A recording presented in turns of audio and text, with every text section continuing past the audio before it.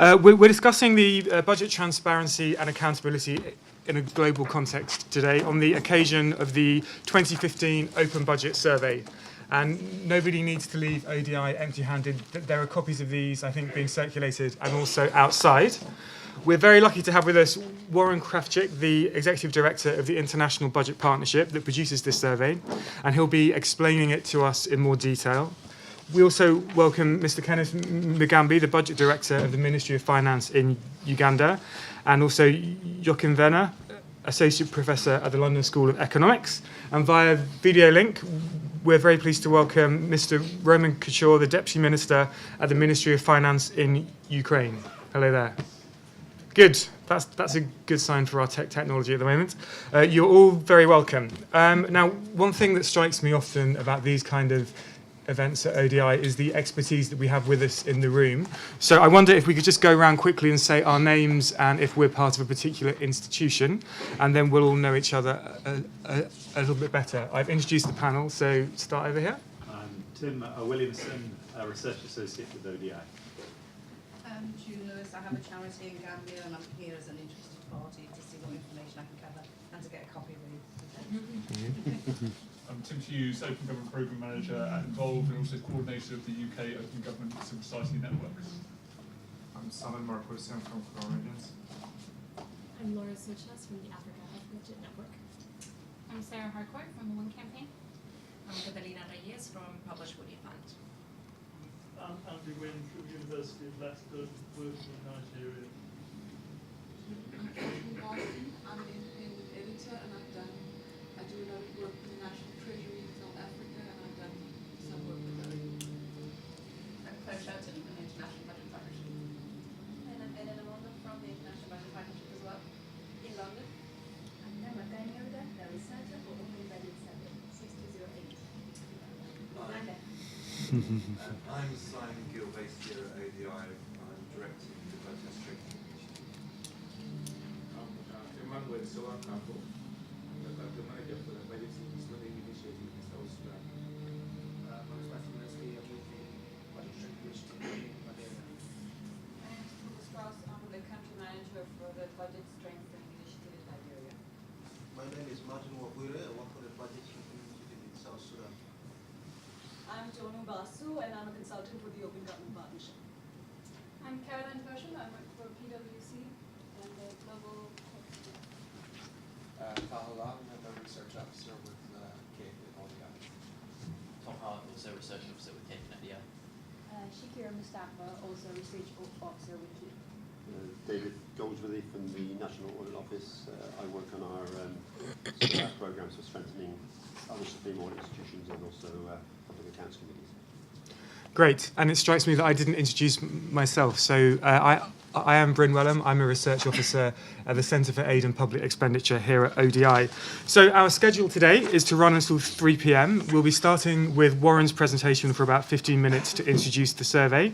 We'll then turn to Deputy Minister Kachur for about 10 minutes to hear more about budget transparency in Ukraine.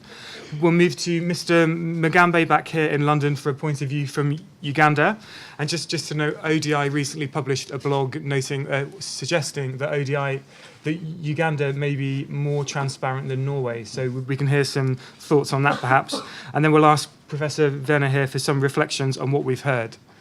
After that, we'll turn over for general discussion and points to the panel from everyone else. So I just thought I would take the opportunity to put this in some of the context, certainly of the work we're doing at ODI. We hear quite a lot about budget transparency, fiscal transparency, and accountability. One of the great advances of the Open Budget Survey is the chance to talk about these issues with a quantified time series data set that covers, I think it's over 100 countries. So can this survey help us with some of the larger questions that we deal with around this? Just some which occur to me, which might occur to you, and we can discuss. Are open budgets substantively valuable in their own right, or are they an instrumental tool to achieve something else indirectly? Are open budgets necessary and sufficient for strong accountability? Are they necessary but not sufficient? What other factors need to be in place in order to make them work? And what's the mechanism of transmission from which an open budget leads to a better development outcome? Does it work the same in all the countries that we work in? And what other conditions are necessary to make this magic happen? So those are some introductory thoughts. I think now I'll hand over to Waren, who's going to take us through the Open Budget Survey for the next 50 minutes. Thank you. Great. Thanks very much, Bryn. And thanks to ODI for hosting this event. Is this my voice loud enough? Is that good? Maybe a question. It's a question already. Look, I have to apologize. I can stay only for about 20 minutes, maybe 30 minutes with you this time due to some meeting which I didn't plan. So if you would allow me just after the speech to make a brief presentation about the Ukrainian budget and our efforts we are doing right in Ukraine after the presentation. Okay, we'll go straight to you after Waren. Brilliant. Okay. I've actually just got a summary slide. There's a table on the back and the front if people don't have a report. This will kind of help you. So I'll just hand those around. So I was just saying thanks very much to ODI for hosting this meeting, and thanks for the introduction. I'm going to get directly into the survey soon, but just by way of background, for those of you who don't know the International Budget Partnership, we're a community of organizations that work in over 100 countries to work with public budgets in order to improve governance and reduce poverty. We focus on the budget because it's the most powerful tool that government has to improve the lives of its citizens, especially poor and low-income citizens. And we focus on open budgeting in part because of the growing evidence base that we have about the impact of budget transparency on a set of macro variables. If you're interested in the latest data on the impact of budget transparency, I want to refer you to a paper that Paolo D'Orenzio, who was at ODI, is now at IBP, and Joachim's recently written for the Global Initiative for Fiscal Transparency. That's a great overview of the literature at this point. And largely what it shows is there's stronger evidence now that budget transparency helps countries access cheaper credit, that it limits the buildup of debt, that it can assist with budget credibility. That's a new paper that IBP's just brought out. And there's anecdotal evidence around positive influences of foreign direct investment. Where IBP focuses its work, though, is really with its partners to see what happens when you put better access to information together with good opportunities and skills for participation and reasonably strong oversight institutions. And what we tend to find, and I've got this documented in about 25, 30 case studies at the moment, is when you get that budget ecosystem working together, that's when you start to get the chance of an impact on the equity of budgets as well as outcomes, including service delivery. And I can talk more to some of those case studies if you want when we get into questions, and I've got copies of them there. But when you speak to our partners, regardless of the country that they come from, about what the constraints are to their work, the first thing that they always mention is budget transparency, and that remains a kind of a consistent barrier throughout their work over time. And so it's really with that as the driver that we developed the survey. Looking primarily at budget transparency, that's how it started off. But over time, we've strengthened the components that look at participation and that look at supreme audit institutions and legislators. The idea being as well to get a sense of the budget accountability system rather than only access to information. Looking now just at the methodology, a couple of background points. So the survey is independent. It's implemented in each country by an independent civil society organization with one or two consultants in countries where we don't have a good partner. And there are also a couple of countries where we have anonymous researchers, where researchers are not really confident about making their names public. It's comparable. That's, I think, one of its greatest added values. It's evidence-based. Against any answer that a researcher provides, they need to provide the evidence, the citation, the link as the basis of their answer. It's biennial. We produce it every 2 years, although this time we've skipped a year. So it's 3 years since the last iteration of the survey. And I can talk to that, but really we took the opportunity at the same time as a range of other donor diagnostics were being reformulated to make sure that we kept the questions kept up with international good practices and norms. As I said, it looks at those three pillars of accountability. Moving on, the quality assurance process looks something like that. It's a 5-step research process. It starts with our researchers completing the questionnaire. We then work for almost 3 to 6 months with each research group to make sure that we've got the quality of answers that we need and that those answers are comparable across countries. So it's a research project. It's also a training and technical assistance project, and it's also an advocacy project. It then goes out to an anonymous external review. It goes to the government for a review, and then it's IBP's role to bring together all of those answers and to adjudicate what's the best answer for each question. Again, so our role is about comparability and data quality. So let me move now, looking first at the results around budget transparency. So as in previous years, with some change that I'll get to in a moment, the scores for budget transparency don't make for good review. There are huge gaps in the amount of budget information that governments in the 102 countries are making available to their citizens. The average score is 45 out of 100. We consider a score of 61 and upwards to be an adequate score rather than a good score. 78 countries provide information that's insufficient information, so their score is 60 or less on the survey.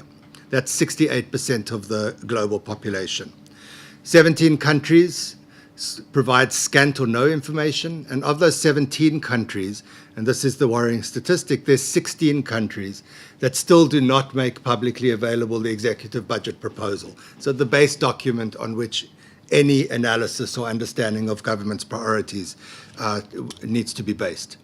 Another point that's important, particularly at this moment, is that even when governments publish documents, and this is particularly the case for those countries in the middle, between 40 and 60, they still lack important details. So the comprehensiveness of those documents is a real problem in the middle of the index.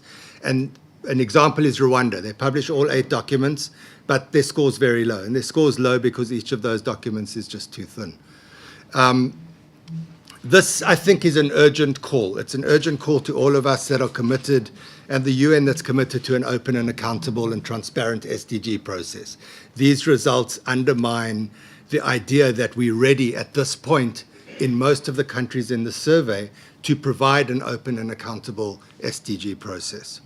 So then to look at the results over time, we've been doing it since 2006 with the number of countries increasing. Between 2012 and 2015, the average for the countries included in the survey, the 100 countries that we've got comparable data for, was an increase, a gentle increase from 43 to 46. Over a longer period of time, the 40 countries that we started with in 2006 have on average increased their score by 20% over that period. The 40 countries, then we've got 40 countries which have increased their scores by an average of 10 points since they were first surveyed. So there's definitely an upward slope, even if it's more gentle than we'd like. The good and surprising results this time are the number of countries that were at the bottom of the survey that have substantially increased their performance. And three to call out, or 2 countries in a region. One is the Kyrgyz Republic, which doubled its score from 20 to 54. Tunisia quadrupled its score from 11 to 42. And then a group of 8 countries in Francophone Africa each increased their score by an average of 20 points. And there's a very interesting story around the role of Wehner in West Africa that I think was one of the big catalysts of this. Because we look at budget documents themselves, it's important to note there are 51 new budget documents, including a number of pre-budget documents, citizens' budgets, and executive budget proposals that are now available, that weren't available in 2012. So lest we get too excited about this progress, there are a couple of points that should temper that enthusiasm. The first one is these improvements are from a low base. The second one is that there are 12 countries that remain at the bottom of the survey since the beginning of the survey. Algeria, Cambodia, Myanmar, Bolivia, Equatorial Guinea, a lot of them are oil-rich autocracies. In fact, we can talk about later as well.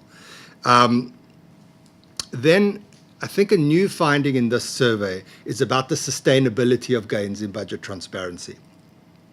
And there's a problem. There's two indicators of that problem, which we need to research further. The one is that, as in the last survey, there are a number of countries which have regressed in their score. Afghanistan, Honduras, Nepal, Lebanon, and Cambodia is one of those. And then there's a second phenomenon which we've called volatility, for lack of a better word. And that is an uneven practice of publishing documents. So countries which put a document in the public domain one year, withdraw it, put it back the next year, withdraw it, the kinds of practices that make it almost impossible for a researcher or legislature to really track and analyze that data. So to just give you an example of this quickly, here's the score sheet for Ghana. If you focus on the bottom, the second to last row, the year-end report. A red means, as you can see in 2006, Ghana did not publish or produce the year-end report. 2008, a yellow shows that they produced it for the first time, but only made it available for internal use. The next iteration of the survey, 2010, it was open, it was published document. 2012, they then withdrew it from circulation. It wasn't produced and it wasn't published. This year, 2015, again, they made it available. So if you're a civil society organization, your energy is going to go into trying to get hold of this document, not analyzing and using it for effective advocacy. And so it's the sustainability that's really the issue that we wanted to draw out. All right, moving on to the second pillar, which is public participation. Here, the scores are considerably weaker than the scores for access to information. This is a new area. Standards are still being developed, but what's clear is there are very few countries that are providing even adequate, anything within minimal opportunities for their citizens to participate in the budget process. The public participation score is 25, the average, sorry. 82 countries provide weak opportunities. Only 7 countries provide adequate opportunities, above 61. The good news around public participation, though, is that there are a number of countries, 10 or so countries around the world, that are pioneering great mechanisms to involve the public, whether it's at a national or elite level or whether it's a more grassroots, more general public level. Brazil, for example, has got great real-time data all the way down to transaction level. India, we've heard about the social audits, which are now being institutionalized in government. Philippines is doing some amazing work, both at local levels and at national level. And then there's South Korea, where we've got a great new case study that's where I've got the statistic from that kind of leaps out at you. They've got two of the ways they've got of involving citizens. One is that they take broad citizen input at a community level about wasteful expenditure and misappropriations. And then at a national level, they've got something like a hotline that you can phone in and provide evidence about those issues as well. They rate that between 1998 and 2015, they've estimated that they've had almost 2,000 cases of wasteful spending or misappropriation, resulting in revenue increases of $11 billion and savings of $2 billion. And one other small little interesting aspect of the system is they provide remuneration, or they pay citizens who provide information that lead to the biggest information on misappropriations or wasteful spending. And over that period, they've paid out some $31 million to citizens. So $31 million against $13 billion of additional revenues. To move on quickly then to the third pillar, which is around formal oversight. Lack of transparency and participation is often further undermined by weak capacity within legislatures and supreme audit institutions to hold the government to account. And this is critical for us because all of our case studies show that civil society is impactful on the budget when they have formal oversight institutions that they can work with. Those two tend to go hand in hand. So very quickly here, in legislatures, one of the biggest gaps in legislatures is around lack of independent research capacity. And Joachim's work talks a lot to this. 50% of the countries have less than sufficient research capacity. Legislatures have less than sufficient time to review the budget, and they often don't make opportunities for citizens to engage in the budget. I think there are only 19% of the legislatures that hold public hearings where the public is invited to provide evidence as opposed to sit in and listen and learn. Supreme audit institutions, there's a long story here. Independence is an issue. Often they're reporting to the president or appointed by the president, and they have weak or non-existent quality assurance systems. So then just to put this all together, if you put these three pillars of accountability together, what's a really strong finding, I think, and the first time that we're bringing this out, is there are really only 4 countries that score well, that is above 61 out of 100, on all 3 of these pillars. And those are Brazil, Norway, South Africa, and the United States. On the other hand, there are 32 countries that score weak on all 3 of those pillars. So that, if you like, is the budget accountability problem that we're sitting with. A combination of poor access to information, participation, and weaker than there should be formal oversight institutions. What can we do about it? So we provide a kind of detailed assessment of the scores of each country online. So please go online and look at that. And there's an open data explorer on our website also, which allows you to play with the data from any of the countries. But trying to aggregate across countries, there are five of the things that are important. Is one, obviously publish more information. A lot of the countries that score weakly on the survey already produce the information that's required. They don't publish it. Increasing transparency in those contexts is very easy. Just push the button that takes your database from inside to outside of government. That's the case really with countries that are scoring below 40. A big problem that we face is those countries that score between 40 and 60. So countries like the East African countries, which show the capacity to get to 40, say, they tend to get stuck at that point. And the issue is really, how do we get them further up the chain? And we can talk to that. Institutionalizing gains in transparency is really important. How do you do that? How do you institutionalize gains? One way is through the Brazilian model, where they've got legislation that requires the government to produce 5 of the documents at a certain level of disaggregation. We're looking and thinking about other ways to institutionalize this. Civil society pressure, oversight institutions pressure, donor pressure, those are the kind of factors that we think will prevent the backsliding that we're seeing. More opportunities for public participation. This has to be the core next step. I mean, participation is the new transparency. We'll lose our gains on transparency. You'll lose enthusiasm for transparency unless we have skills and opportunities to use that.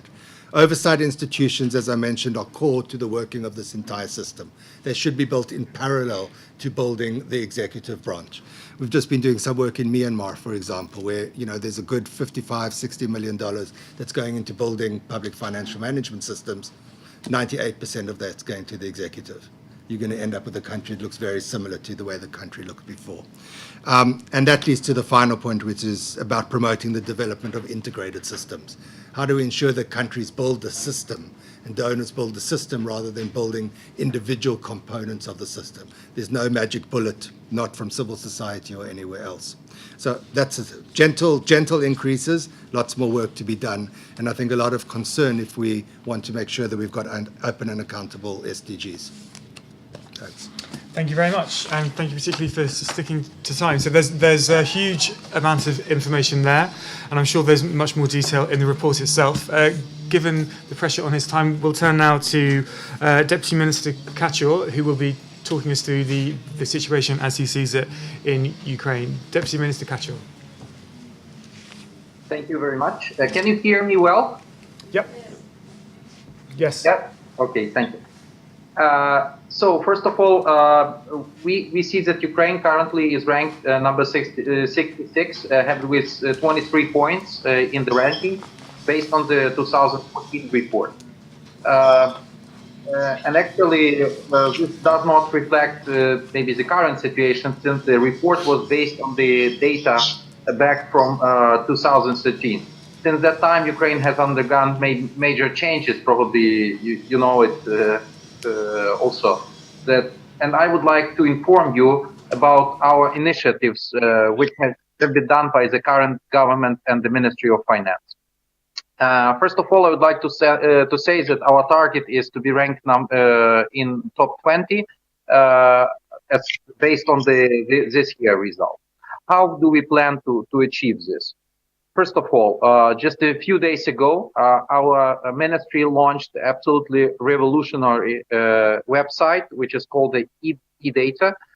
This website shows every single transaction of the Treasury on the countrywide basis. This has never happened before, and now you can download from the internet all daily transaction, maybe except the restricted military transactions, and you can analyze them. Of course, we have, this is just the start. We will work to make this more analytical friendly and user friendly to later, but now all public sectors, government sectors, any businesses can see all countrywide transaction and do their own analysis and checks. Secondly, in May this year, we have adopted, our Ukrainian parliament has adopted the open budget law. This law significantly improves the transparency on the overall budget process. It sets requirements to provide information on every single stage of the budget process, starting from the beginning, from the initial planning, and up to the spending review. The law will also require the publishment of execution budget proposals, so budget requests by different ministries on every single stage, despite the fact that actually even this year when we started the process, requests were almost twice higher than the budget revenue side. But we are open and ready to publish this, to show the request, and then to balance the budget according to our opportunities. We also are working to establish the reports which are worldwide recognized and are expected by other counterparts like Citizens Budget and mid-year review. The third initiative is the public sector involvement.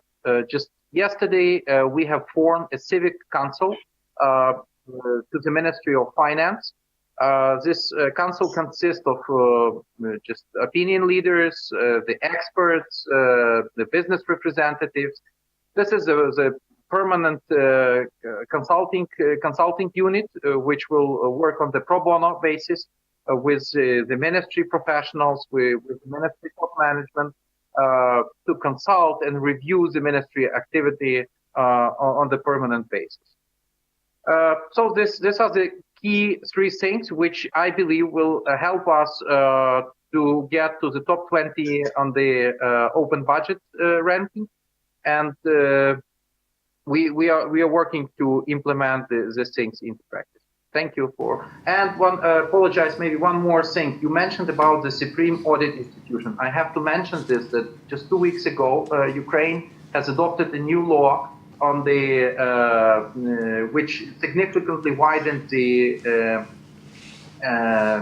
areas of audit for the Supreme Audit Institution in Ukraine. This law was agreed with major international institutions like IMF and World Bank, which assisted us in drafting this law amendment. And this law will come into force starting from October 1st. Thank you. Thank you very much, Deputy Minister. So we've heard a story there of significant changes in what you're doing, and it's interesting that you phrase it particularly as wanting to get into the top 20, or a sort of quantitative ambition like that, which the Open Budget Index would allow you to both measure and track. So perhaps some evidence of impact there. I will turn now to Mr. Mugambe, the Budget Director from Uganda, and ask him to share his thoughts on the Open Budget Survey. Can I have the PowerPoint? PowerPoint. Oh yeah, sorry.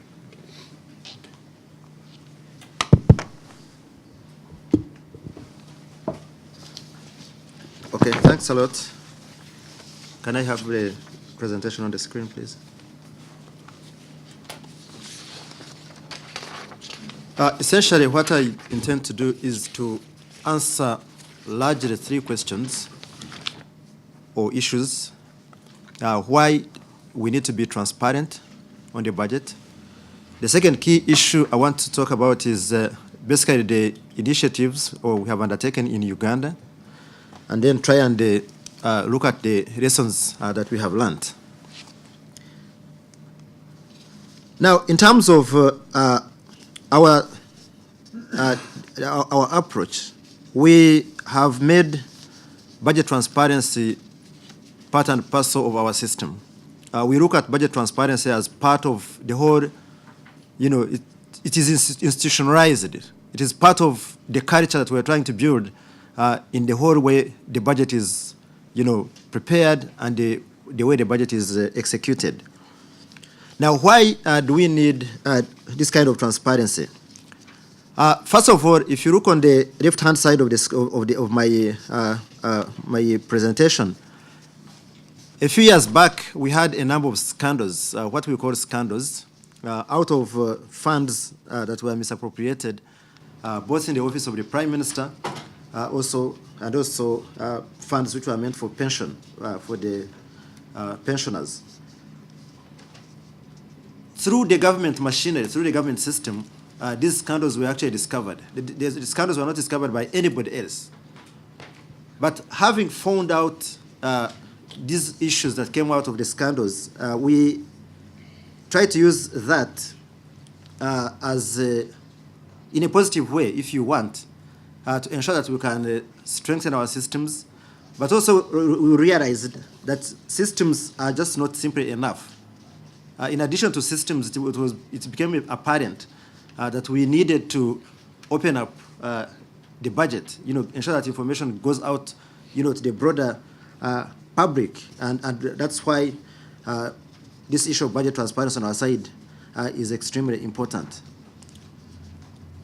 Now, we have used transparency, one, to ensure that we can, once we get this information out to the general public, we build some kind of partnership between government, particularly ourselves in the Ministry of Finance, and the public, to try and get the public on our side to hold the rest of the agencies to account for the resources that they get. But also, what we have found is that transparency is also critical for improving the delivery of public services, because the ultimate objective of all these initiatives, of course, is to ensure that we improve the delivery of services and, of course, improve accountability as well. So alongside transparency, we also, as I said, we have realized that it's not just systems. Systems are not enough on their own. Just like budget transparency itself is not enough. So essentially, we are looking at an integrated system where we are trying to strengthen the systems themselves in terms of the IT systems, but also ensure that we also open up the budget. So between the two, so what is kind of like a twin approach between the systems and budget transparency, we think we are able to achieve to make those strides which I've just talked about. So in terms of the initiative itself,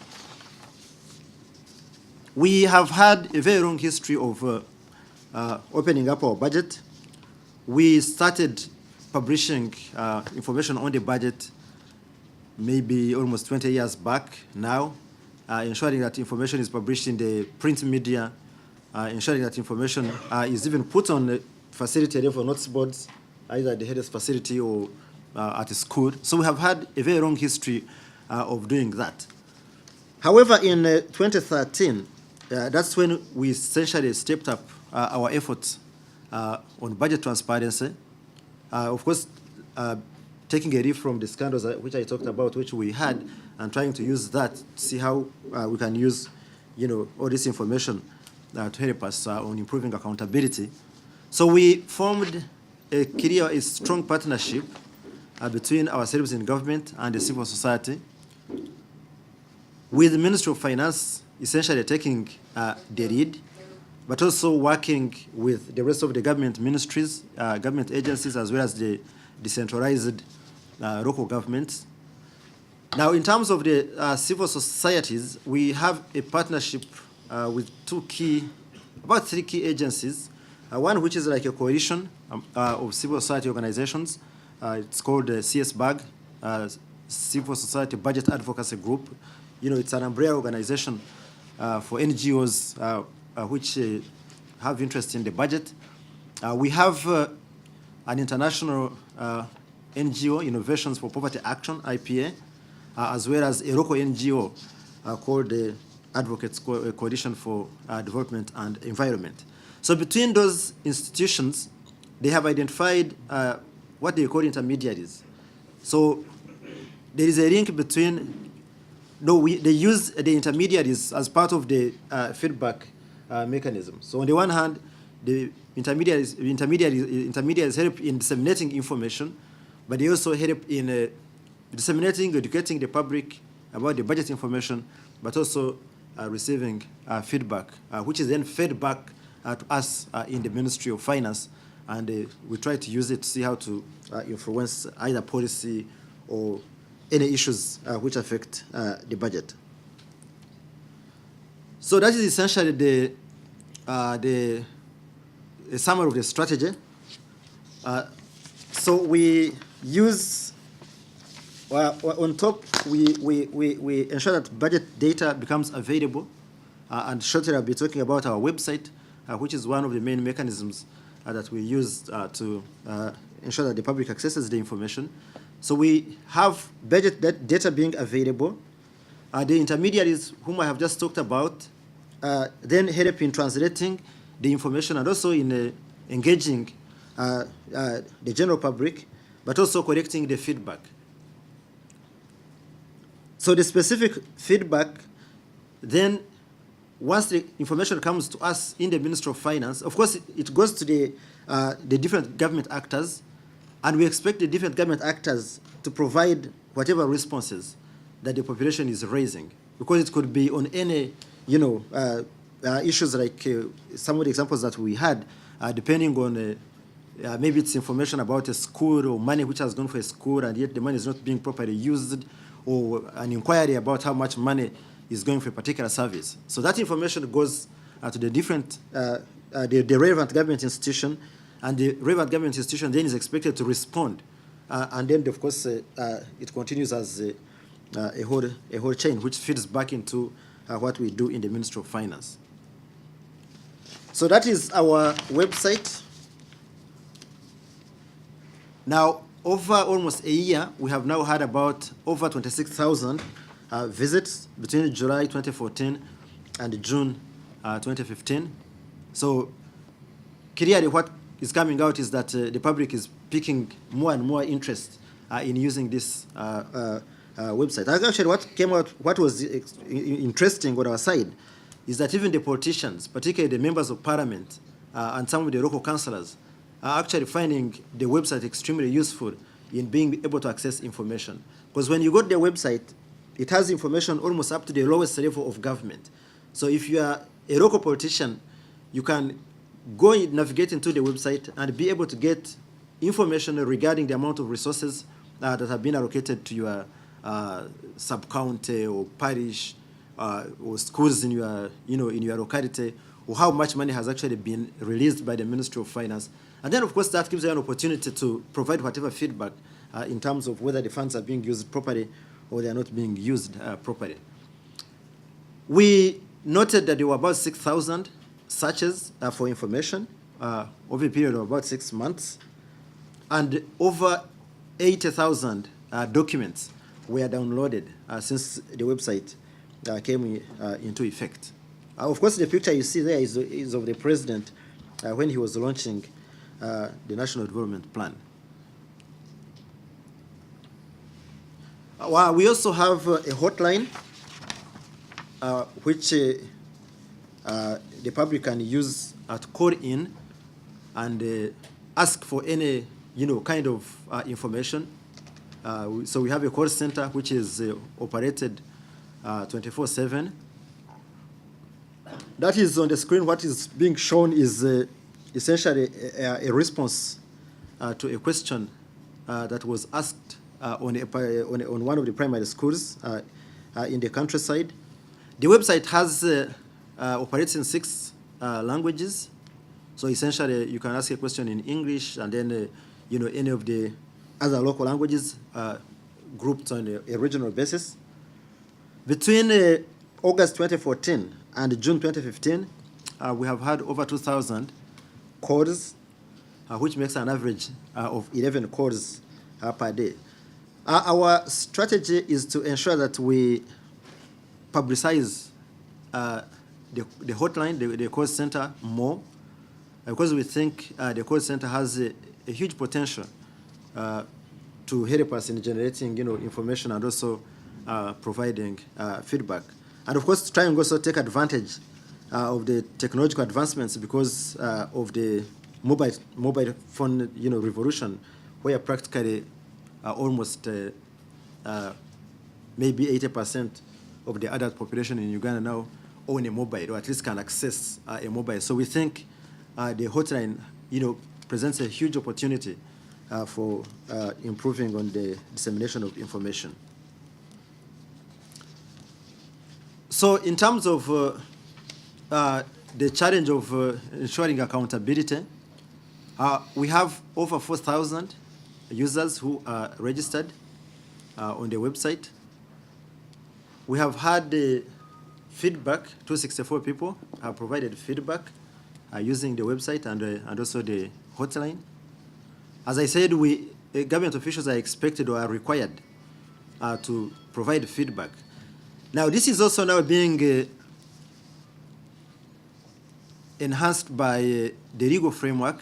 We have a new law, the Public Finance Management Act of 2015, and as part of the law, the law clearly defines, sanctions, and one of the requirements now in the law is a requirement for officials to provide information. So this is clearly stated in the performance agreement, which is entered into between the Treasury and the different accounting officers. So we think that this is also an opportunity, really, to force, if you want, the different actors, the different government officials, to ensure that it is mandatory that when questions are raised, they are required to submit this information. And of course, the same goes for the performance contracts. So one of the key challenges that we are seeing, really, is actually ensuring that we mobilize feedback using those mechanisms which I talked about, but also one of ensuring that there is proper follow-up in terms of either the responses or actually taking the actions that, depending on the issues which the population would have raised. Just 2 minutes. Okay. So going forward, we are trying to step up our media campaign. Training is extremely important. We have working with the intermediaries. We try to identify like champions, so that we have a critical mass of people who can navigate the website and be able to get the information and use the information and make sense out of the information. Enforcing requirements, like I said, we are using the law now as one of the mechanisms to enforce performance reporting, but also ensuring that accounting officers can provide the feedback. And then we are also going to undertake a randomized impact assessment. So what are the lessons learned? Clearly, the leadership of the government is critical. On our side, as government, we are totally behind the initiative. So we are keen ourselves because we can actually clearly see benefits arising out of providing information to the population. So it's essentially there's that kind of strong commitment from the government on account of what we see as the clear benefits in enhancing accountability and also ultimately service delivery. Partnership with civil society clearly is important. We have made it clear that we cannot just do it as government. We need to partner, both for purposes of credibility of the information, because we believe that once we get more partners on our side, then of course the general public would be at least able to buy into it, because they will not see this as simply a government initiative or a propaganda machinery, if you want, of the government. So partnership is extremely important. I talked about the need for feedback and follow-up. technology, of course, because we are using essentially technology to communicate this information. So we have to ensure that we keep up pace with changes in technology. And then, of course, the transparency partners have to keep, proactive and ensure that we build appropriate teams to help us in this initiative. Thank you. Thank you very much, Mr. Mugambe. A very concrete example of budget transparency actions happening there. I'll turn now to Professor Wehner to give us an overview of his thoughts on this issue. Over to you. Thank you very much, and it's been fantastic to listen to the presentations here, the overview from IBP, really one of the leading organizations putting out objective measures in this area, and then two examples of real reform champions in some ways, very exciting new developments as well. I was very impressed by some of the things that are going on in both of these countries. I want to draw some of this together by thinking a little bit about some recent work I've conducted that Waren mentioned with my colleague Paolo D'Orenzio, which is really about trying to document the impact of what we call fiscal openness. So why do we care about fiscal transparency? Why do we care about participation in budgetary decisions? And what is the evidence that it makes a difference in terms of people's lives? And when we started looking at this work, we gathered a huge amount of papers together that related to this topic. We had a big pile that was very high with 100+ studies, and we whittled it down slowly, ended up with 38 that we very thoroughly assessed. And one of the first things we did was to try to clarify in our heads what is it we expect, or many of us expect, budget transparency and participation to do, actually. Why are we interested in this work? I've tried to put it together in this diagram, which I think is maybe useful to put up here. So it's my only slide. But really, ultimately, what we're interested in is whether transparency and participation has an impact, a positive impact on development outcomes, whether people schools are better and more kids learn to read and write, fewer children die shortly after after birth because the clinics work better, ultimately that people succeed in life and have a higher quality of life. So ultimately that's what we care about. But the kind of chain of mechanisms until we get there is quite long. So we talk about transparency and participation. We think there are many things you can do in this area, many different types of information you can make available, many types of participation opportunities you can provide. You can provide these at very different stages of the budget process, from budget formulation all the way to audit and evaluation. We think this has an impact on the quality of the budget, both in aggregate terms, in terms of its allocation across different priority areas, and in terms of actual service delivery, whether, for example, the money reaches the local clinic or the local school. And this, in turn, affects the quality of people's lives, either directly, because, for example, the education is better that children receive, and the clinics work better, in which patients get treated, or indirectly by holding politicians and decision makers to account for how they deliver, and through that accountability, getting them properly incentivized and getting competition into the political process, which in turn then leads to better development outcomes. That's kind of a very long chain. And what we found when we looked at this work and tried to understand what's the evidence really that this is happening, how good is this evidence, that we have a very thin evidence basis. So if my brief was to also leave with a question with kind of some ideas for how I think we can move forward and really make sure that this work goes much further, even further over the next few years than it already has, and it's been an impressive campaign. This is my one plea. I'll make it now. Essentially, invest more in very good evidence that transparency and participation is actually doing what we think it is doing. Because when we surveyed the evidence, we ended up with a tiny number of studies that really give us very hard evidence that it is doing something. And in essence, we're left with 5 papers, 5 academic papers on transparency and participation intervention that document a true or something that is plausibly a causal impact.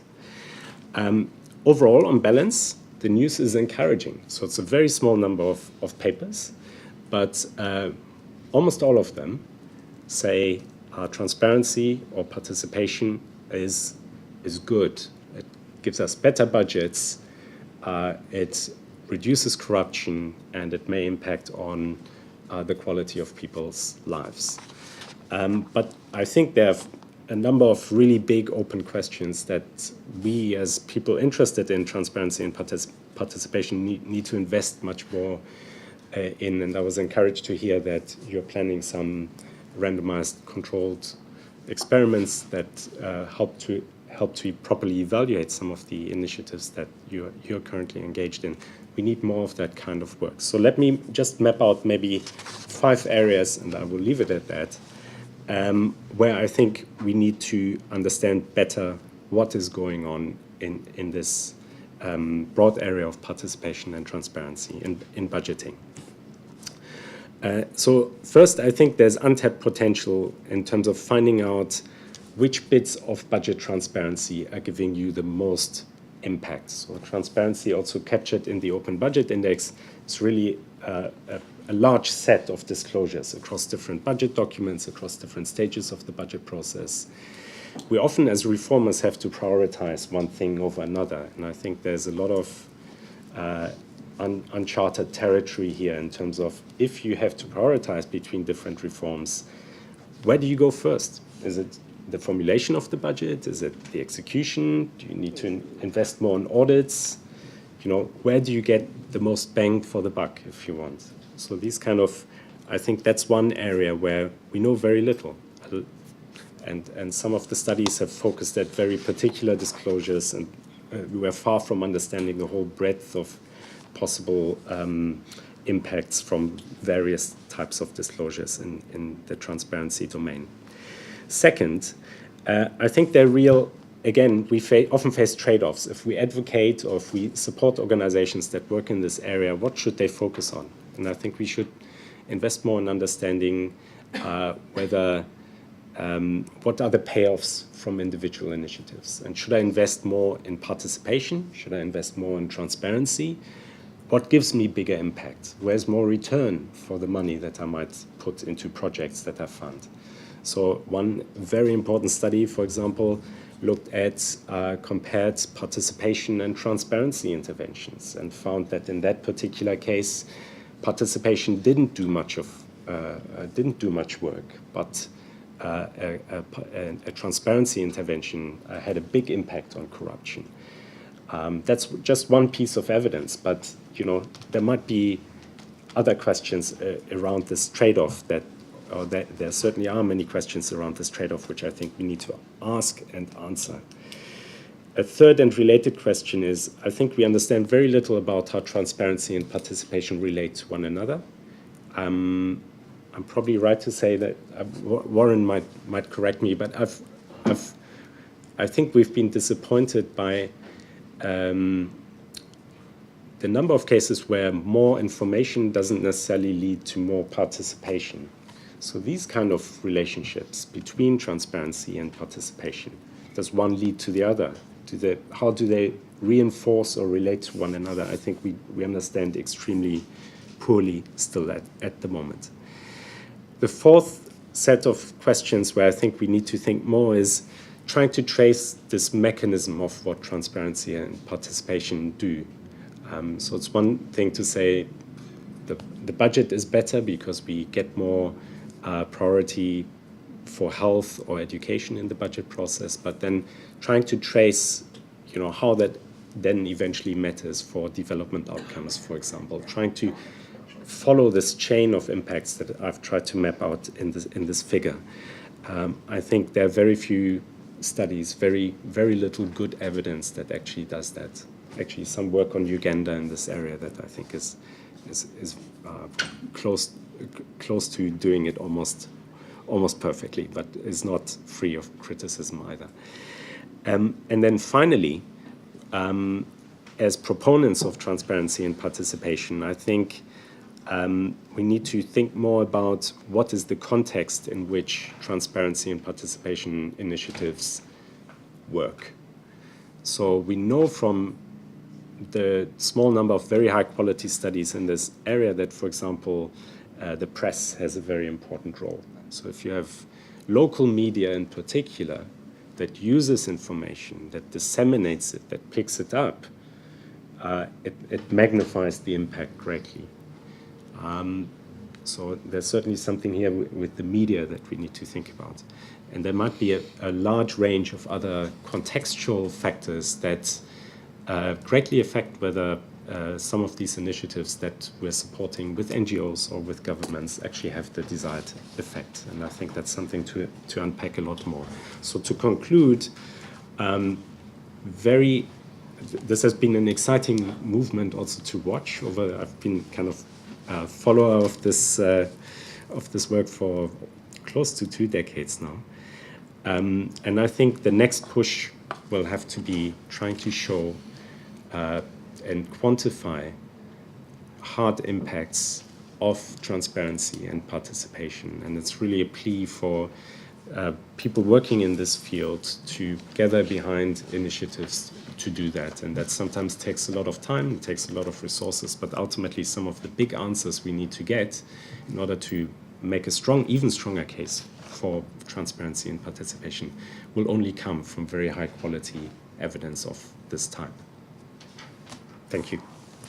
Thank you very much. So we've heard from our 4 panelists. I think that it's a very interesting story we've heard this afternoon. We've heard the story of how about the Open Budget Index 2015 and the changes which we've seen.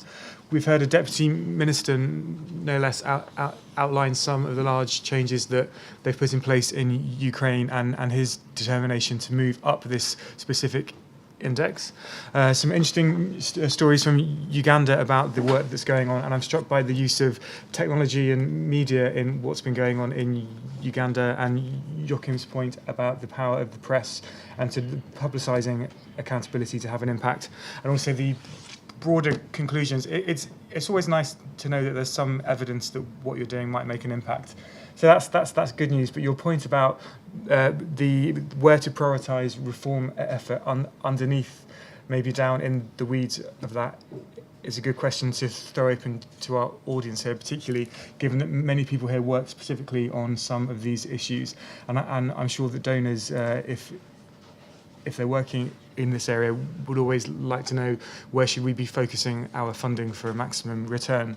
So what I'm going to do now is open the floor to questions and points from people around the table. What I think I'll do is I'll take 2 or 3 and then ask the panel if they'd like to respond to any or all of those points, and we'll have a couple of rounds of that and see where we get to. So first, I can see Julia hovering, waiting to swoop with the microphone. So don't be surprised if you're handed that.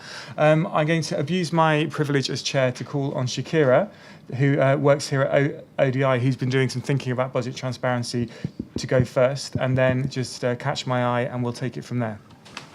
Thanks, Bryn.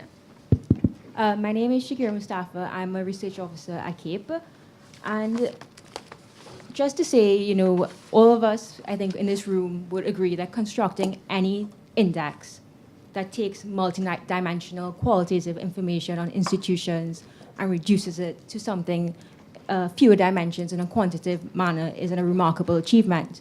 And how this Budget Transparency Index is really a robust measure of transparency over time and over space. But what I would like to say that is when you put the index into context, there are 2 specific concerns I really have. First of all, the index goes beyond transparency and it looks at this accountability ecosystem, so legislative oversight, participation. And when you look at these scores and these other 2 pillars and you combine it, only 4 countries score above 60 in each of these pillars. Does that mean there are only 4 accountable governments in the world according to this index? My fear is that's the impression it creates, and it makes you think, is this index really measuring what it intends to measure? What's missing? Secondly, we are in the time of the SDGs. Everyone has SDGs fever. And we're pitching the index in terms that it explicitly argues that accountable government is important for the achievement of SDGs. My concern is that with this index, we'll be interpreted as accountable government, as measured by IBP index, is critical for the SDGs. The most obvious example that kind of makes you concerned about this is to China. If you look at the scores, it's among the bottom. But we all know, out of all the countries in the world, China has made the most progress towards MDGs improvements. So are we really measuring what we intend to measure? My concern is when we have indexes and indicators, there's always this danger of what they will be used for by donors. Everyone, I'm sure, when they're familiar with policy-based loans and triggers. So really, if we put too much weight on these indices, will they just become another trigger? Will countries focus in improving these particular dimensions of accountability and transparency, which actually don't lead to what the outcomes that we're interested in? Thank you. Thank you very much. SDG Fever is possibly a future event title for ODI. Thank you, Shakira. Any points? Yes. Oh, sorry. Why don't we go here and then over here? Just to pick up on that as well, one of the things I'd be interested in understanding really from Waren is the extent to which the results of these surveys are corroborated by other related surveys, and to what extent there's sort of inter-survey reliability when one looks at things like the sort of PIFA or Transparency International indicators. Because looking at the lists, I mean, I know the world of supreme audit institutions better than many other parts of the system, and the scores lack a face validity to me in many, many cases where I know the audit institutions well enough to know that the issue, I suppose, the divide is between what they are might be producing and whether what they're producing is any good or has any substance or any rigor behind it. Now, that might not be something that can get picked up by the instrument, but it can give the wrong signals because the uninformed reader might look at that and say that institution is okay, whereas I know full well that the balance is very, very different in terms of what I know about the Supreme Audit institutions and the kind of rating scores that are occurring here. It also is replicated, I think, in some of my knowledge of the public accounts committees or that aspect of parliamentary oversight. So there are some issues underneath that I still think need further elaboration and further work. Thank you. And the gentleman over here, sorry, could you just remind us of your name and where who you're representing, as and when the mic comes to you? My name is Samuel Markosian from Crown Regents.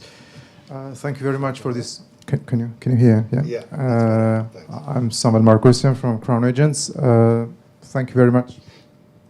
Thank you very much. That's fine. You're good. Yeah, you can hear me.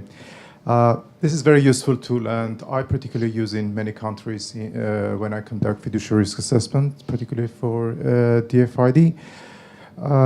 My question again is same. How much do you consider other assessments like PIFA assessment, and you mentioned about 5-stage process. How much do you consider opinion of development partners, other stakeholders? You've mentioned that there's a review by the government. And particularly, I am keen to know more about the drop in Nepal, and not necessarily now. We can follow up later on. And because when you read the description and note what is behind the scoring, it says it's nothing major has been changed, but there's a significant drop of the scoring. So if you could follow up on this a bit later would be nice. Thank you. Okay, let's take one more and then we'll go back to the panel. The lady over there. who I think is from Uganda, so might be giving Kenneth a run for his money. We'll see.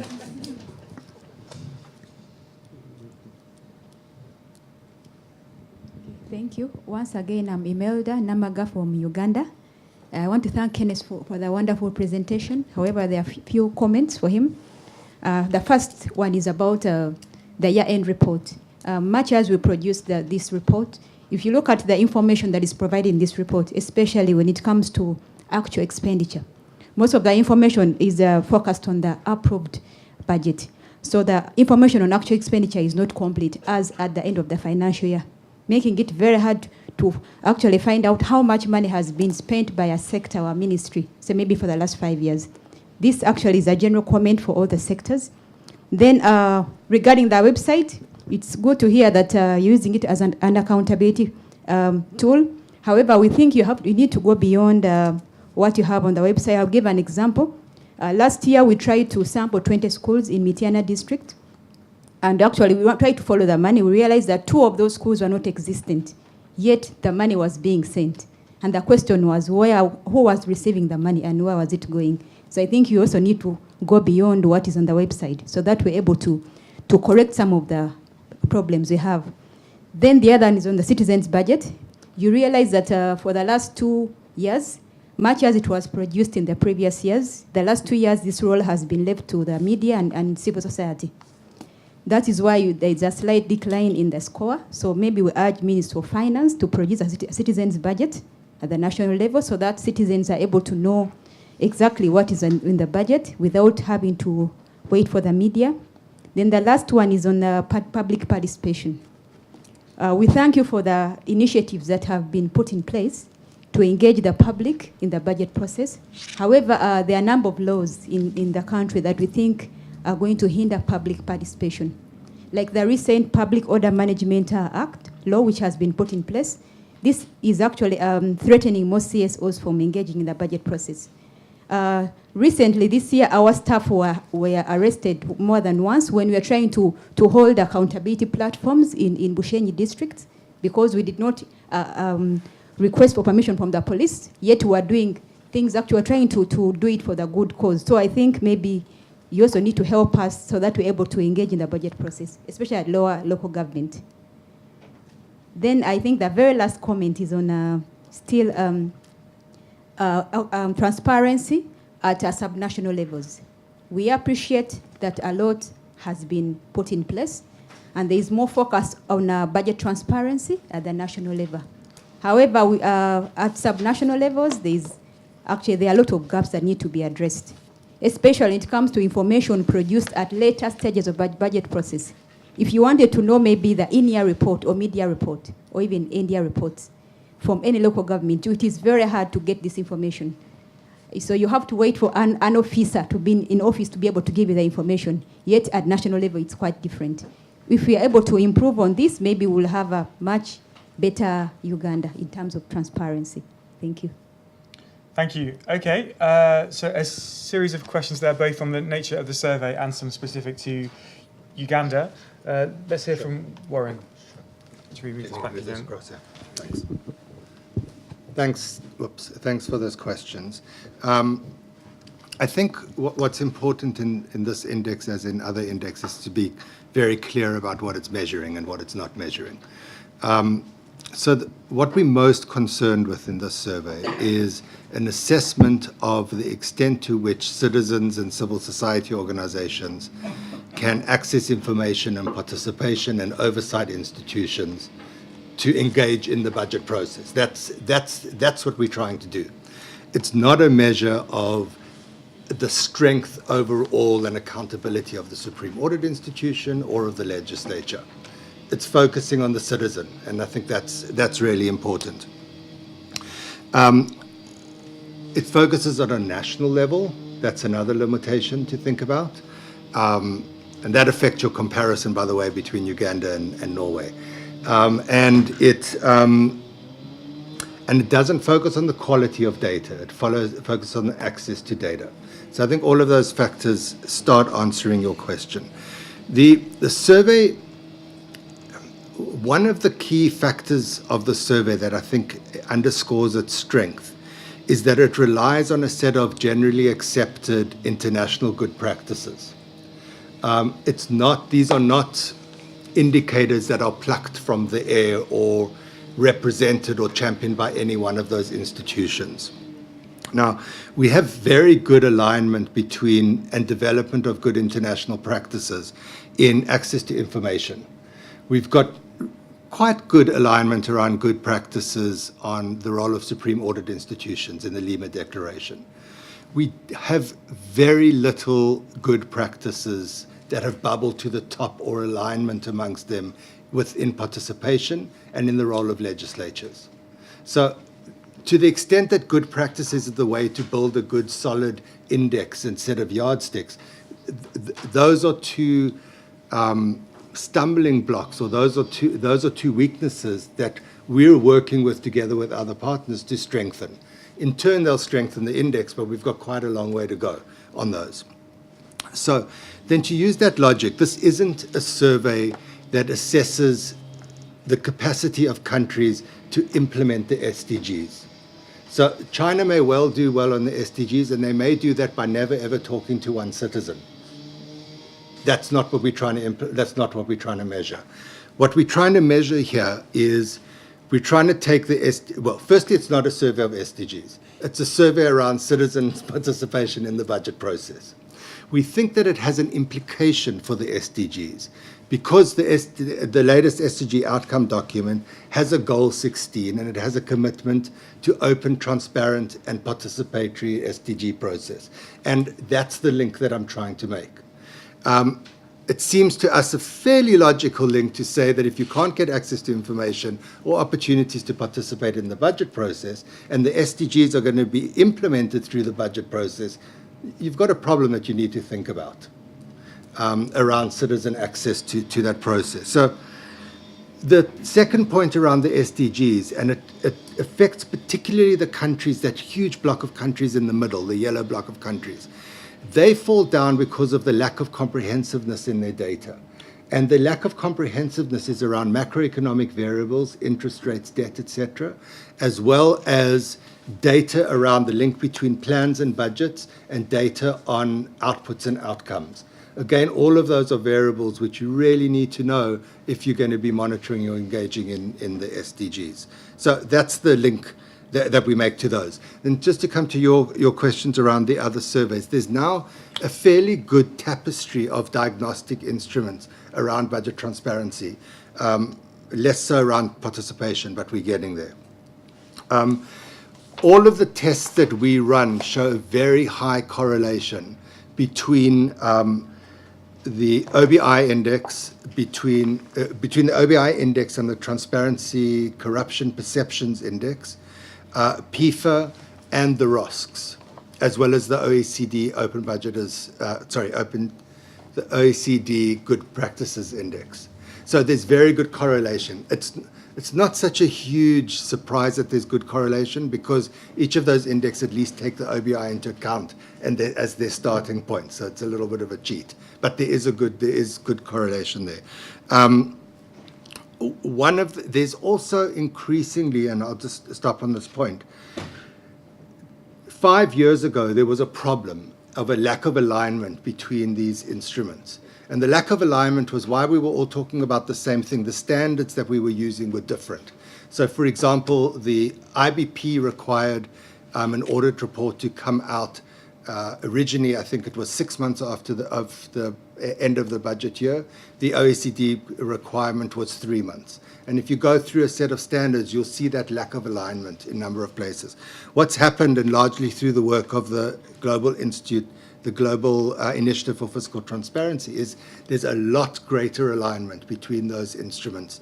And part of the reason, as I said at the beginning, why we delayed this survey was to tweak our questions so that we captured the new trends in those practices. Participation. There's very little alignment and very little practices. That I think is the next challenge, particularly if we want to meet Joachim's challenge of how do we measure what's going on here. We need good standards first to be able to do that. So just to press you on the question from Sure. our colleague over here, when you look at the block of green countries and there's the UK and Malawi in the same block, that's because they're showing the same access to data, not the same quality or the same ecosystem of accountability. They wouldn't usually be thought of in the same breath. So nor would Uganda and Norway. Okay. There we go. The question is on a set of. I think there's a very important. One thing is don't make too much of indices. The small differences between countries is not where you focus. You focus on some of the big trends. I think that's what an index helps, and it helps you create a conversation. I think Okay. that's really important. And let me make another point coming out of this, that I think what's really important from looking at this range of countries is really that any country can do well on budget transparency. They can do well and they can improve in a relatively short period of time with relatively few resources. I think that's the important point. The huge gains are from countries on the bottom of the index that have made huge leaps forward. Now, nobody's going to say that the UK doesn't have a broader set of stronger budget institutions overall than Uganda. But I think it's pretty amazing what Uganda's been able to achieve on this set of indicators. Okay. That's the message that you should take from the survey. Well, why don't we turn to Uganda? Any thoughts on the round of questions, the specific ones perhaps from your compatriot there? Why should Uganda score above the UK? Okay, I think let me try to respond to the specific questions. And I also noted, I think in the report, one of the reasons which was given for our score going a little bit down was on account of this citizens' budget. Mm-hmm. And I don't know where that impression came from, because actually in 2014-15, we did publish a citizens' budget called Know Your Budget. And it's there, it's available. The only one we haven't done is in the current financial year, 15-16. So depending on which year you assessed, of course our budget year starts from July 1st. Mm-hmm. Okay, so for 15-16, it is still soon in the financial year. But definitely we have a citizens' budget. So we have consistently, there are two key publications we actually do. One, we do a simplified version of the budget, okay, which is the citizens' budget. But we also do one which defines the budget process. Essentially to help the citizens understand the process, to be able to engage in the process. Now, that's why we delayed to do that because the law was being changed. Because now we have a new law, which of course has changed the whole budget cycle. So we're actually going to do that. So it's not that we didn't want to. It was not an intention done intentionally to undermine participation of the citizens, but we didn't think it was useful, doing that document on account of the old law, which was being, changed anyway. So we are going to do now the new one on account of the new law. Okay, so those two key documents are very critical for us actually, and we ensure that they come out, and they come out quite timely. Now, the question of the reports, I think what my colleague is talking about essentially is the information which comes up in the reports. We do publish the annual budget performance report, and I think that's the one she's referring to. But when, I don't know, because from what I know, we actually indicate the actual expenditure in the budget performance report. So I need to get clear from her the gap. But of course, what I should also say is that what we really need on our side from particularly the partners and some of the lessons we can, what we really need to know is not support per se, but to understand the gaps in our documents. That one definitely adds value. The moment we understand, what gaps, both in terms of the form and the content, then we are able to improve. Because we have most of the, we can definitely do a lot of, or many of these things that we are talking about, but definitely would benefit from understanding the gaps that people find in information. Right now, we are working with the World Bank on the Open Data Initiative. Okay, and essentially why we are interested in that Open Data Initiative of the World Bank is because they have made an assessment.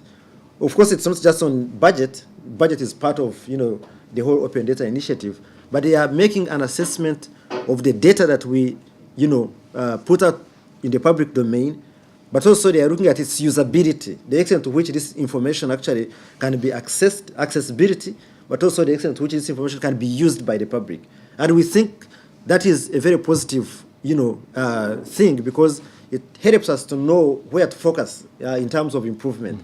Where to improve on how to access the information, where the website is enough on its own, or whether we need publish information in different forms and and change the content, all those things, and also maybe simplify it so that it can be accessed by the general public and be able to use it and give us feedback. Now on the issue of I think one of the points I really picked from her, which I also appreciate, the fact that there is less transparency at the subnational level. That is always a problem. And as if you recall in my presentation, I said now we have made it a requirement between the Treasury and the accounting officers.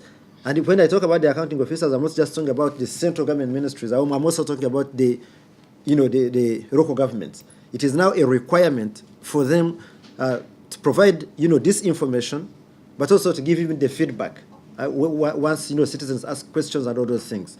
But definitely what we need, what we have been really emphasizing to them is also the need to open up more, because most of this information actually largely by law is actually public information.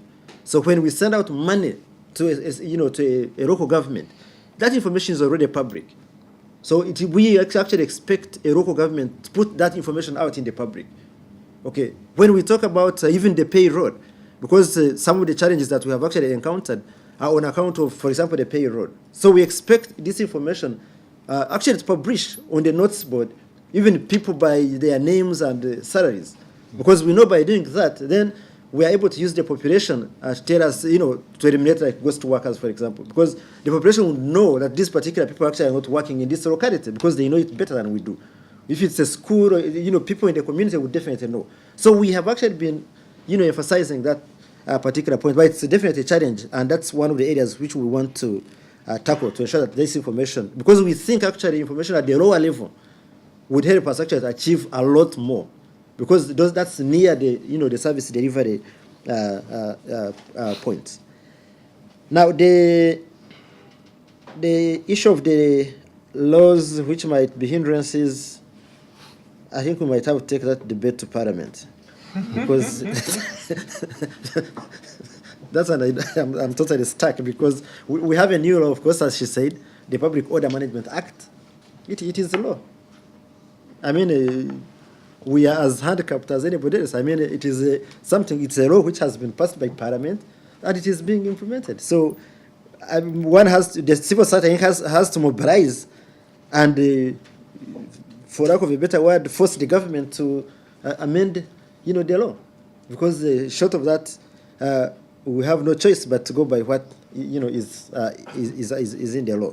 And of course, it has wider implications. It's not just what she's talking about, because this law covers many other aspects, including political mobilization and all those things.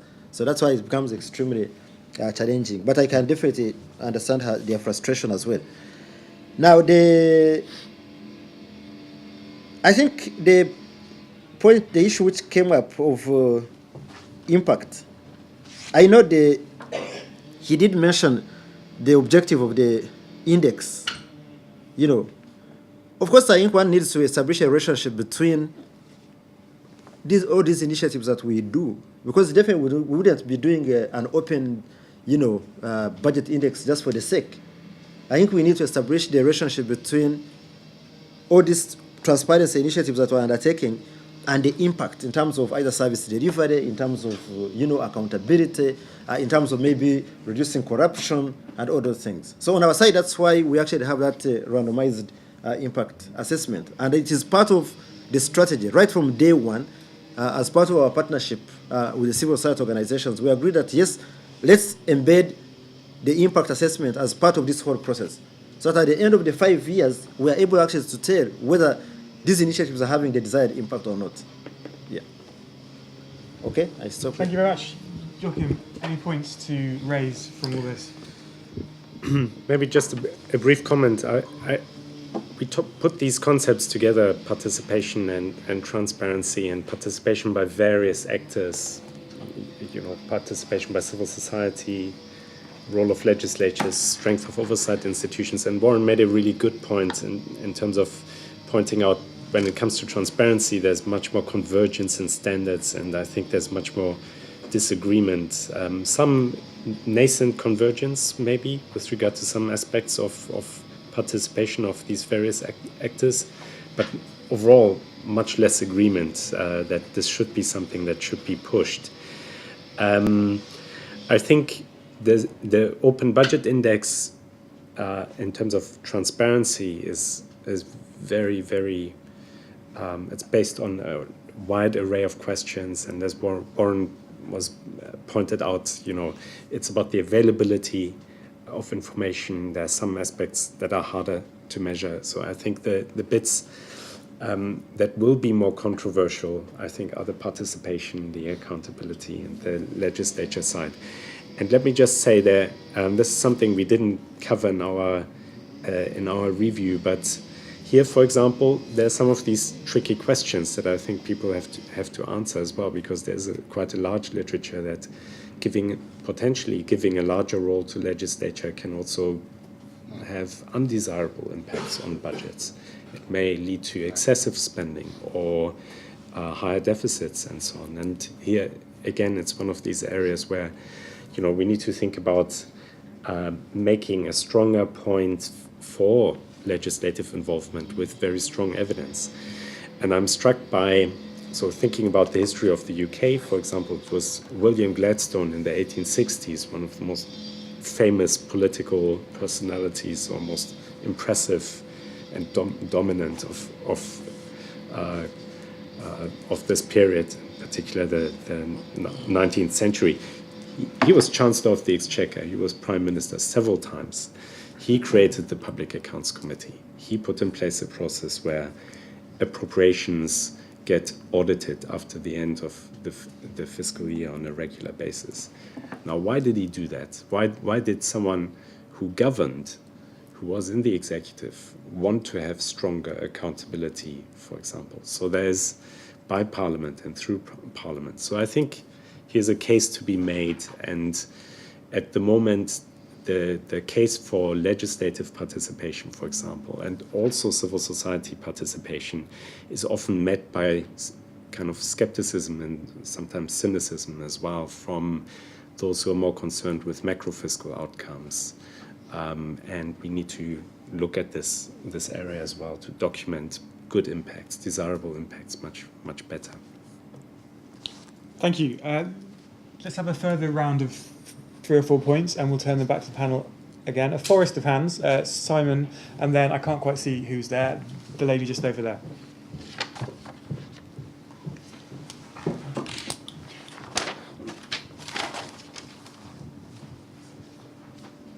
Thank you very much. My name's Simon Gill. I'm heading up the Budget Strengthening Initiative here in ODI. I mean, I think it's a great conversation. I think without things like the Open Budget Survey and the work that Kenneth and colleagues have done in Uganda, we wouldn't be able to have some of this conversation, because at least there's a basic level of data to take the information through. But I suppose one of the things I'm just interested in is sort of, what information are we looking at, and where did the demand for that information come from? I think sitting in ODI as a research think tank, I think the Open Budget Survey and indices of that like are great for us as researchers, but I think if we're talking about participation and accountability in a country context, we're talking about potentially a bit different set of information. And one of the things that I suppose worries me a little bit, we had a round table here in ODI about 18 months or so ago, is, have we asked users carefully enough what information they require, what information they need? I just worry that we sometimes talk about, better information is all on the demand side, but where has the demand come for this kind of information? Where is it from, or is it supply driven? And I just want to give 3 examples of where I think things could be improved. I think one of the really nice things about the Uganda initiative is the way that it seems to me a number of coalitions of people have been involved in that, both from a government side, NGOs and others, and I think that's a really good way. How can we build coalitions of interest around information? We had an event actually here in well, it wasn't actually convened by ODI, it was done by the Bond Network, an advocacy network here in the UK, and we actually combined it with the government of Uganda there. And one of the interesting things in that little interchange between NGOs here and the government of Uganda is that people had no idea from the NGO network here that there was a window of opportunity where you could potentially influence the budget. Because there's a time when the budget is closed and the Ministry of Finance go put towels over their head and bash out the numbers. And so shouting at the Ministry of Finance when they lock down will make no benefit whatsoever. But actually to put in submissions when the Ministry of Finance are considering options is a very good thing. So sometimes just information about when the window of opportunity is a really powerful thing. I think the other thing is, now we've got some information, we can do more. My interrogation of the Uganda budget website, I think there's a fantastic array of information there, but in terms of, Kenneth, if you're after things you could do better, for example, when I buried myself in the detail, you can find information which tells you the unit cost of building a 2-classroom block. It's buried in one of the education performance reports. But if you could somehow extract that piece of information, put it in a more visible position, so when you go into a district to look at the cost of a 2-classroom block in a particular district, then you can begin to ask some questions about, well, if the average unit cost is 88 million shillings, why did it cost 60 million in that district or 150 million in that district? There may be very good reasons why there is a difference, but I think you have an amazing amount of data in the website that you have, but I think there's more work to be done in making it more presentable, because in the end it's all about the accessibility and the usability of the information, and I think it's incumbent on the providers of the information to do a bit better on that, but I also think it's incumbent on those of us who are users to somehow communicate better to the providers about what we really need and what is of real benefit to us. And that's coming back to the point about coalitions. I think we'll be stronger if we can somehow find a way to combine our efforts and our understanding and then get a better product, which is more usable. Because I think ultimately the challenge for the transparency industry is huge amounts of money are being spent on it, but if we can't demonstrate it's being used, I think the resources flowing will dry up. Thank you very much. And the lady in the corner, if once again we could just say your name and where you're from. Yeah, my name's Tonu Basu and I'm with the Open Government Partnership. My question is for Waren, actually, and sort of pushing on the use point, but now from the other side, the government side. And, understandably, and given the conversations here, conversations with governments have changed a lot since you started publishing the Open Budget Survey. It seems like there is a certain degree of response in some countries.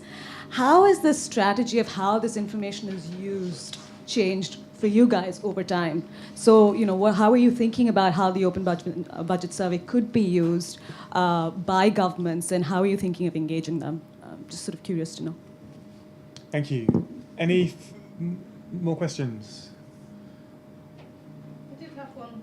Yes, certainly. Julia is on her way.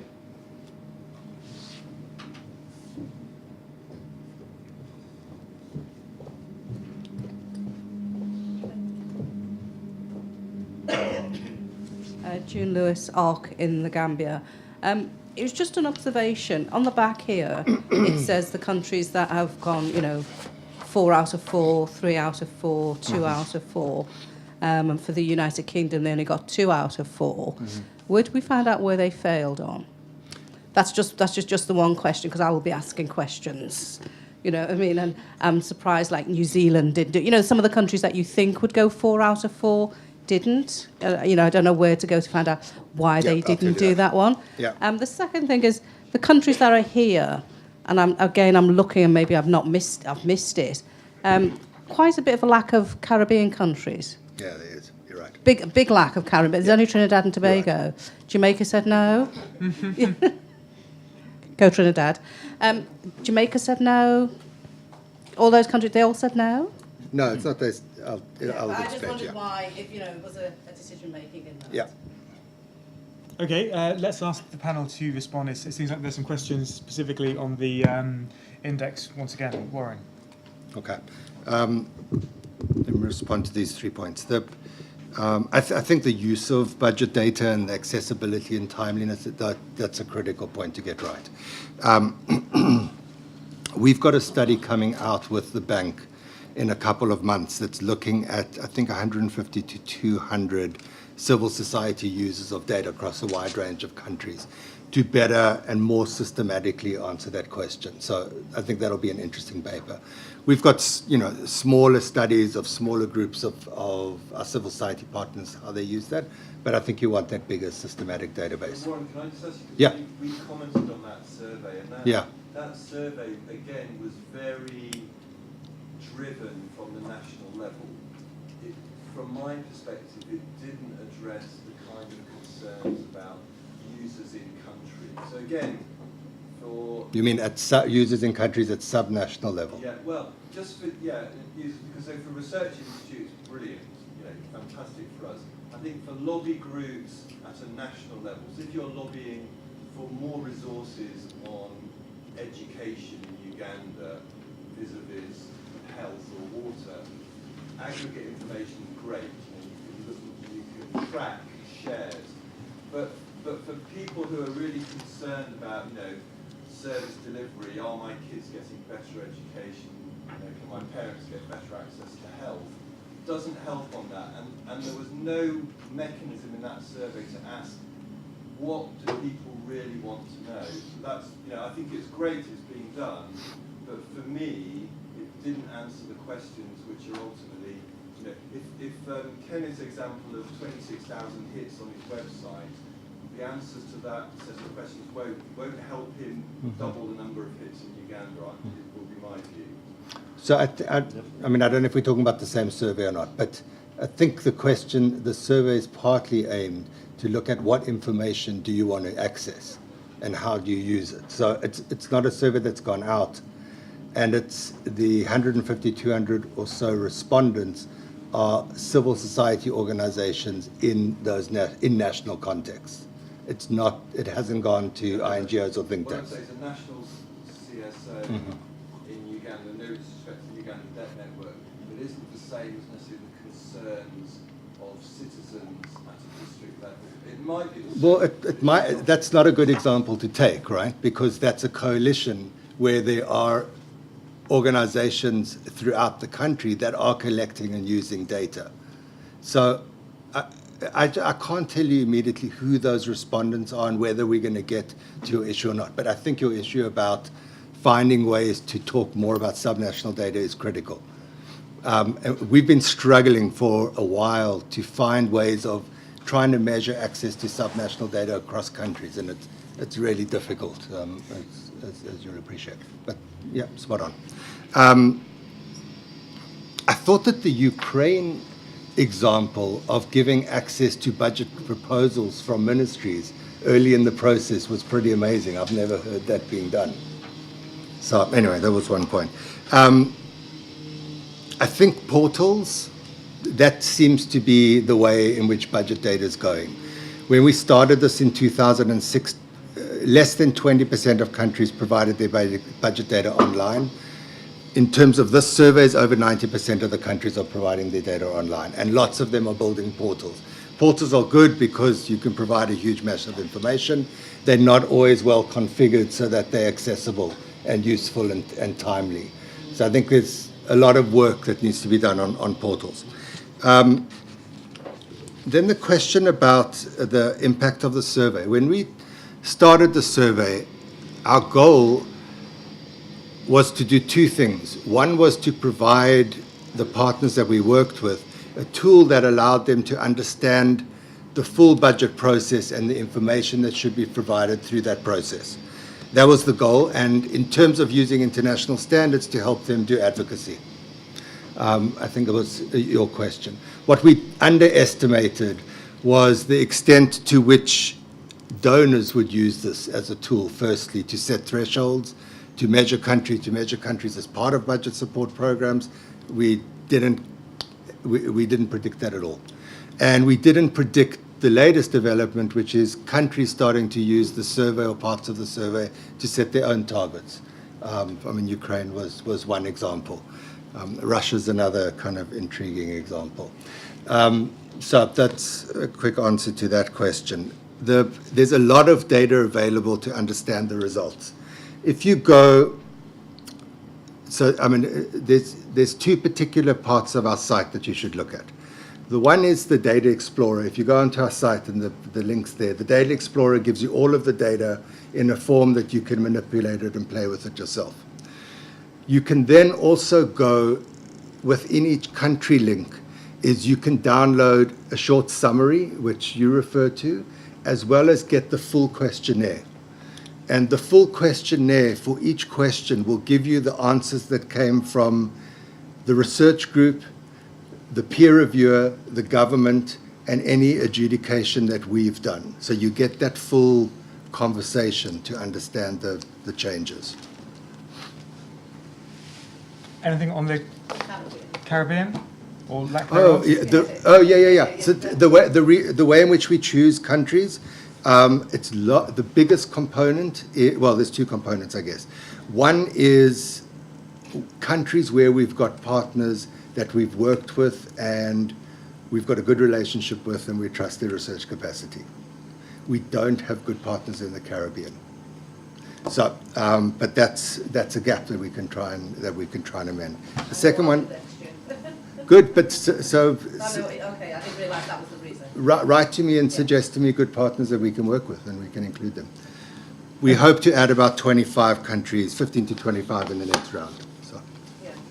Okay, I think there's one more question here. Let's take this, and then we'll go to Kenneth, Joachim, and finish once again with Waren with any final thoughts. Thanks. Laura Soches with the Africa Health Budget Network. It was actually just a comment or reaction regarding the conversation between Simon, Gill, and Waren. I think part of Simon's point was perhaps the fact that CSOs in countries, you have two kinds of CSOs that are interested in budget transparency. You've got the maybe more governance and democracy-related NGOs who track budgets across the whole of the budget in order to encourage greater citizen participation and understanding. And I think those are the kinds of CSOs, of course, you work with in order to develop the open budget survey. Then you've got CSOs involved more in sectoral work, advocacy. And that's, of course, our interest as part of the Africa Health Budget Network. And what we did actually was we used the findings of the 2012 survey and translated it in a way that health advocates would understand. So we have a short plug here. We have this scorecard, for example, and it's using only your data. But for example, one of the indicators is transparent allocation to health, and that's your indicator that says, does the executive's budget proposal or any supporting budget documentation present expenditures for the budget year by functional classification and for individual programs? So someone that is a health CSO that is engaged in health sectoral advocacy wants to see more expenditure by the government for health, won't necessarily understand that that question is relevant to them, which is why there's a need for translation. But I find that IBP actually has been, I've been working, for example, with Claire Shoughton, has been very open to making those sectoral links. And I think, the more partnerships with specific sectors, the better, in order to, allow anyone to use your data in a useful way. Thanks. Thank you very much. What I think we'll do is we'll ask for some final thoughts from Kenneth and Joachim, and then hand it back to Waren to finish off. It's interesting to me that indicators spawn other indicators that spawn other indices. So it's I guess that's a vote of confidence in the usefulness and the impact of the open budget survey, that it's being used elsewhere. And what do people do before red, green, and amber colour ratings? I don't know. Kenneth, any final thoughts from you? Yeah, maybe two points which I think are coming up and which reflect our own thinking. One is the issue of the partnerships on our side. Right from the outset, we made it, a key part of our strategy. to ensure that we have a strong partnership. So that's one of the things we want to keep building on, to ensure that we have, government, as I said, and civil society as part of that whole process, right from, the whole cycle, of the budget. So to ensure that we engage them right from the beginning, at the time of preparation of the budget, up to execution and maybe audit and, service delivery, so that they are part and parcel of that whole process. So that is something which is embedded in our budget transparency initiative, and which is something we want to keep enhancing. Now, the second point, which I think Simon raised, was the issue of the use of information, or whether we actually provide information that is relevant, and I think that is also very critical, actually. So that's, again, why in our thinking, we take the intermediaries very seriously, because those are our link between us as government and the population.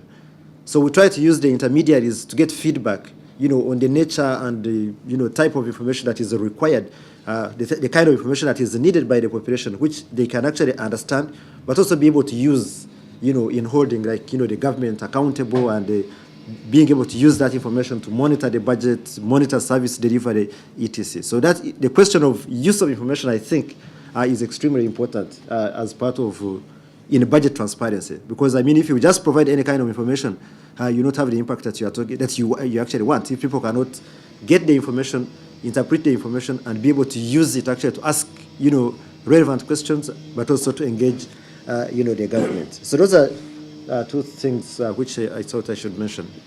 Thank you. Joachim. Yeah, just maybe a couple of quick points. I think the question was really excellent. What information do different actors actually want, and in a way that calls into question whether we're worrying about the right things. And I guess they're citizens, but then there's also the media, their organizations, civil society organizations, and so on. There's another aspect to that kind of direction in which you were going, which is who participates, who actually uses the available opportunities. And I think there's actually some information out there. There's some data. So in the literature that we reviewed, there was quite clear evidence that some participatory mechanisms are more prone to elite capture, and that you generally get higher levels of satisfaction with budget allocations and greater legitimacy of budgets when you have processes that try to give a broadly representative opportunity for participation, and that kind of guard against this elite capture of participatory opportunities. There are very interesting results from Afghanistan, from Indonesia on this, which are very, very strong and go in the same direction as well. So I think these are, I would add this to the list of really good questions to further interrogate, but I would add to your question essentially finding out more on who participates. And we know that some, partly if you think of participatory budgeting in Brazil, for example, the kind of pioneering governments that did this were very aware that this would shift the kind of dominant voices in the debate, and it was a more left-leaning government at the time, or more left-leaning governments or parties that pioneered these kind of mechanisms exactly because they wanted to get groups involved that were more kind of supportive of what they wanted to do in terms of public service delivery. So keeping a good eye on who actually uses these opportunities can be very revealing about the intentions of governments, but also as advocates of trying to get better budgets, more representative budgets, if you want. We should keep an eye on this as well. Thank you very much. So I'll ask for some final thoughts from Waren as we wrap up the session. Yeah, no, final. Just thank you very much to ODI for hosting this, and thanks for all the great questions. And if I've got one final thing to say, it's use the data. I mean, that's a great example of how the data can be used. This is a really rich data set. It's 10 years old. It's the largest comparative data set that we've got around budget transparency. with additional information now around participation in institutions. So it's there to be used. There's as much machine-readable data as you could use. So please use it, and if you've got any questions about the data, feel free to write to us and we'll respond. Thank you very much. So I will just say a couple of things. First of all, thank you all for coming and participating in this session. And thank you to our speakers, to Waren, to Kachur from Ukraine, to Kenneth and Joachim here. As the chair, I will just say a couple of things that have stuck in my mind. Two things, really.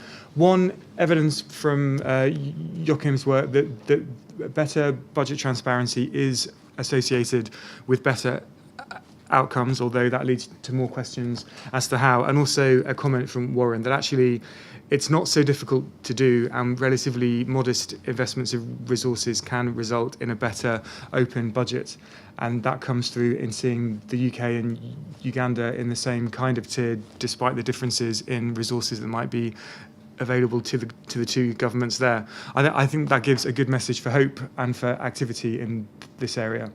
So thank you very much for coming. There's still coffee and biscuits waiting for you. Don't feel you have to rush off.